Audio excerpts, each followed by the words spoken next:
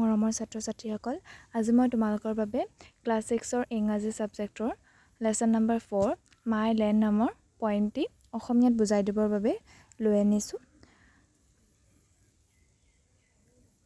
আশা কৰো তোমালোকে কবিতাটো শুনি বা বুজি পাই ভাল পাবা।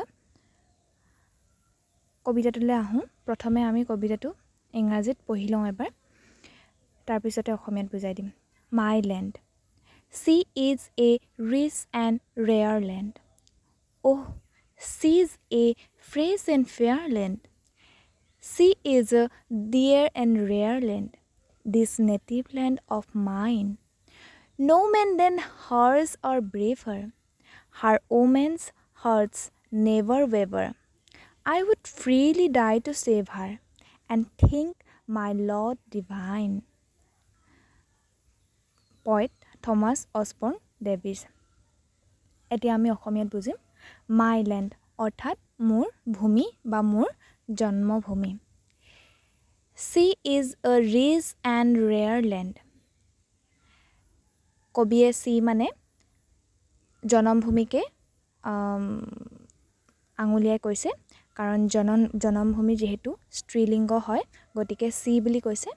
Sea is a rich, তেওঁ চহকী, and rare land, rare মানে দুৰ্লভ, and rare land দুৰ্লভ ভূমি। Oh, sea is a fresh and fair land. Oh, তেওঁ সতেজ আৰু সুন্দৰ ভূমি। Sea is a dear and rare land.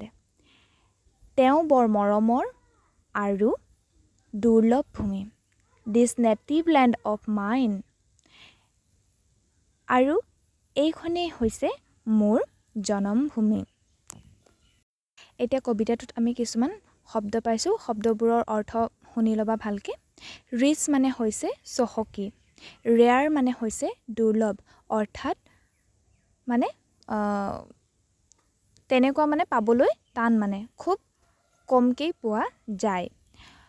Fresh মানে হৈছে সতেজ, ফেয়াৰ মানে হৈছে সুন্দৰ বা ধুনীয়া, ডিয়াৰ মানে হৈছে মৰমৰ, ৰেয়াৰ মানে দুৰ্লভ, নেটিভ লেণ্ড মানে হৈছে জনমভূমি, আৰু মাইন মানে হৈছে মোৰ।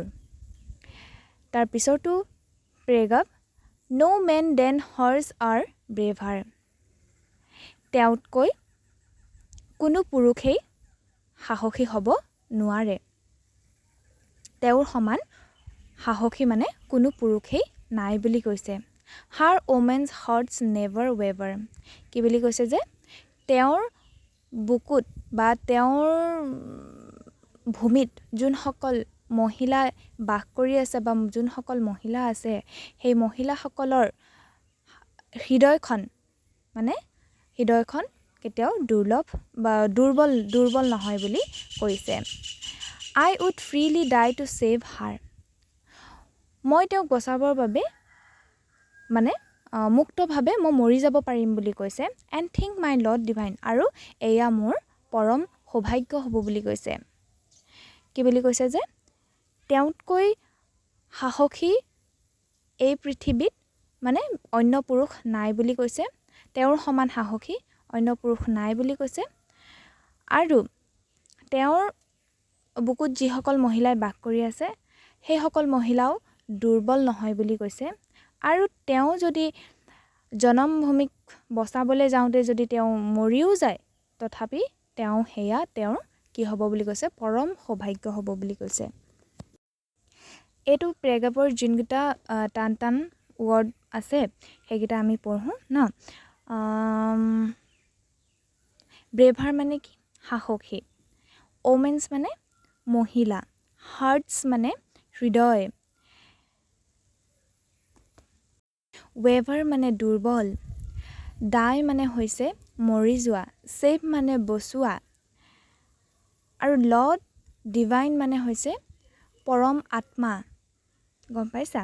আৰু ইয়াৰ কবি হৈছে কোন? Thomas অছবৰ্ণ Davis.